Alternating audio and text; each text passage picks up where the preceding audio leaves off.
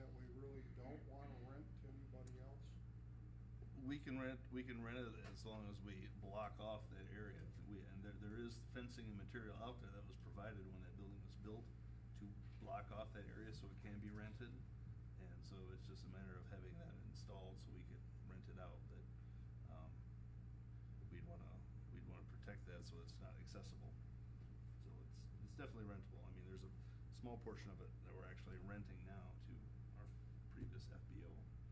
So, I mean, if we get that other section fenced off to contain the electrical equipment there, we could certainly rent it to other aircraft. Isn't one of the problems with our snow removal equipment is that they have to cross the runways to go get it? Or that was before, That was the previous plan. Previous. Right. Yeah, and fortunately, we did not get funded for that. Because that wasn't a very practical location to put those, to put our snow removal equipment across the runway and down over there. So those are the buildings that are in the process of coming down. Has the funding formula, has it changed with the state, federal government as far as percentages? Yeah, it used to be that the FAA would typically fund projects at 95%, and the 5% is a local match. That was actually a change from before. It used to be 90%, 10%. They've gone back to the 90-10 split at the federal level. I believe the state is still at their same funding levels.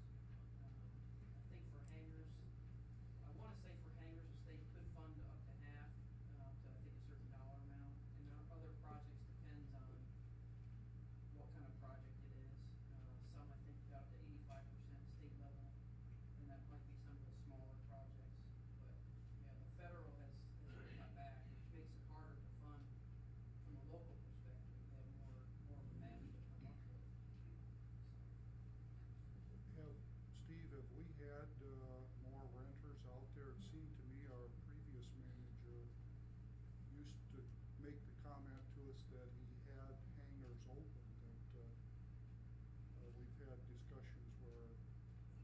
Well, I guess we just added, 8 hangars here 2 years ago? And those have since filled up. I know, for the last year or so, there's been a waiting list of at least anywhere between 3 up to, I heard, 8 at one point here in the last month. So you'll have a waiting list, and then if nothing opens up, they kind of move and go somewhere else. So I think right now we're probably at about a waiting list of like 3 or 4 the way it sounds. So there is definitely people waiting for spots to open up. And I don't know if the general public realizes the fact that a lot of the improvements and all the things we have done out there have been mostly with funding from state and federal government, where the city has not had to put a lot of money in there. We've had that 90-10 or 95-5 type of thing, and I'm not sure the general public realizes how good a deal we have and how little it's actually cost the local taxpayers. So A lot of I those think larger- it's a definite asset to our community. I was gonna say, a lot of those larger projects, like the runway extension, the taxiways, those are all 95-5, so we were really getting into 5%. So, but yeah, it has gone to 90-10 now. Money well spent. Okay, anything else? Because all this is in this plan, each item would have to, each time we wanted to do something would have to come before the council. We're not automatically improving all this stuff. No, nothing in the plan commits the state, or the city, the state, or the FAA to anything. This is just a recommendation of what's proposed. So what you have every year with the FAA, they require airports to submit a 5-year CIP. So the projects from the report will come down into this 5-year plan that gets submitted every year. And then at that point, you decide, what are we going to build next, or do we skip a year? But no, nothing is obligating anyone in the report. What it does is it does give us a large pool of projects to help pull from to help develop our 5-year capital improvement plan. So give us a broad range to see what's possible.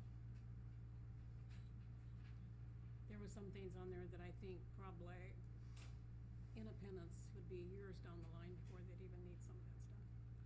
Some things,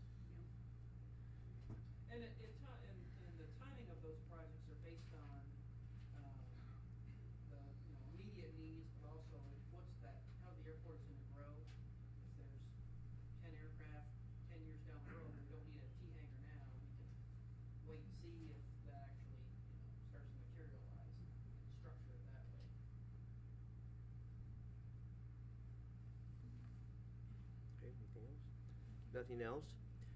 Thank you, Brian. And John, would you be kind enough to, thank you? I did have one more question. Certainly. As far as development around the airport, the property owned around it, is that being looked at and how we can promote development on that, or that is part of our? Yeah, it'll include, it'll include two ways we're looking at it. One, to protect the airport, so we're looking at land use, and actually, there's probably gonna need to be an update to the airport zoning. Specifically at the ends of the runways to protect it, but also between the runway and Henley, we're looking at, those areas could be potentially developed.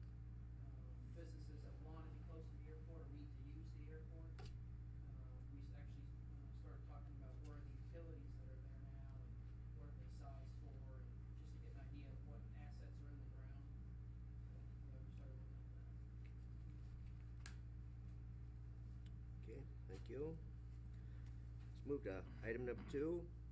Motion to approve the Independence Rubikyu Committee 8th Annual Rubikyu Events to waive Chapter 69 Parking Regulations 6908, no parking zones for closing and restricted traffic, and no parking on certain streets to allow closing, restricted, and parking on streets as identified by the committee. To waive Chapter 47 Parking Regulations Section 4702, use of driver's required to allow committee members and vendors access to the grassy areas of the Riverwalk Park. And to waive Chapter 47 Parking Regulations Section 4706, camping to allow overnight stays at the Riverwalk Park for this annual event to be held August 24th, 2013. Good evening.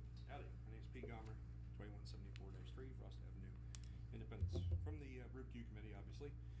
Answer any questions you have about the requests to make it easy, hopefully.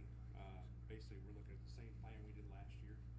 So, no changes to the closures for the roads or the parking, and as far as the use of drives required and then the camping. So, same as last year, but I'll open to any questions you might have.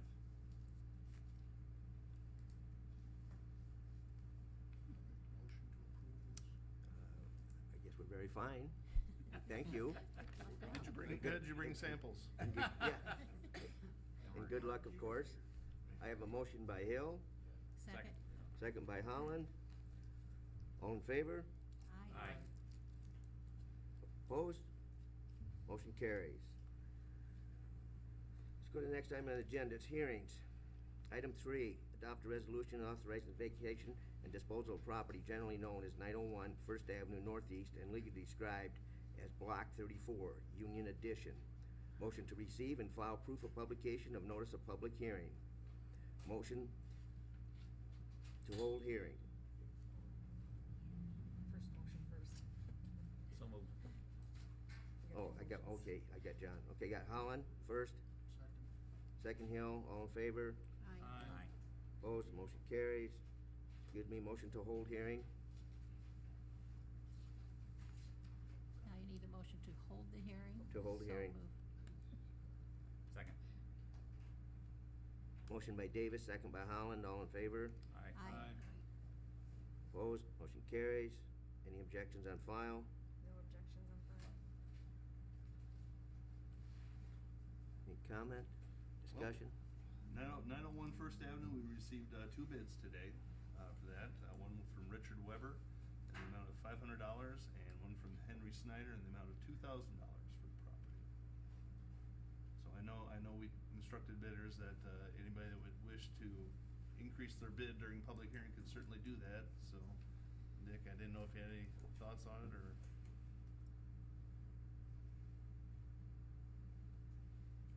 And for the council, I made a set of picture, I think it's right there, between Bonnie and John there, of the properties. That's the only one. Well, I made one for you to share, and then I've got one over there for Bob and Jean to share, to kind of see the properties. I've already seen it. So we'll have to share. But this is where there was a White House, and it's a corner lot down there. The house is gone, so I don't like it. picture of it, cause that's when we were in the process of acquiring them and abating them and It's now an empty demolishing lot. them. Now it's an empty lot. Steve, are there any limitations or requirements of people that purchase this property, things they need to do or not do, or? Well, Doug would be able to speak about that a little bit better. I mean, all these properties tonight I know are in the floodplain, and so they have to meet those requirements for construction. I think this property is probably the only one that's an actual buildable lot. The other two are too small to even build on, so, there are requirements that they would have to meet if they wanted to build a primary structure there. And it is a residential lot, so I mean, if you build something there, it'd have to be a primary structure. Unless you're an adjacent property and you tie it together, then you can probably use that for extra space and do a garage, I suppose. I mean, like the structures that are there now, do they stay, do they get torn down, or is that up to whoever buys it? These three properties are ones where we've torn down the homes, and we acquired the property, we demolished it, we filled in the lot, and so. That's what I thought when I saw the pictures on it. The picture was a trip down memory lane, I guess. That's the best. Just to make sure. That's the best I you had your for a picture to attention. show you. That's my question. That's what used to be there. Imagine that picture with no house. The Twilight Zone or something. Just put your hand over the house, and then you know what you got.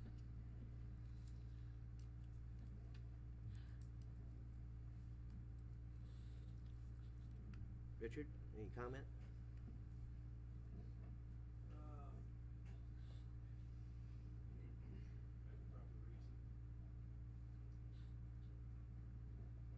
Art? You can raise it? Okay. Let's see, play Emmett Donnelly if I can, no. What do we have in mind? Pardon?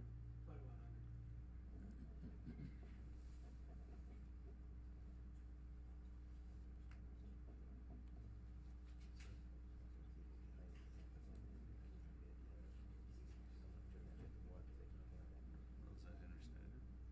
No, he's over here. Yeah, I think, I mean, we just, He gotta be one of the bids, right? well, bids were due today at 4. So, I mean, anybody that supplied a bid can increase it, but what if they didn't supply a bid?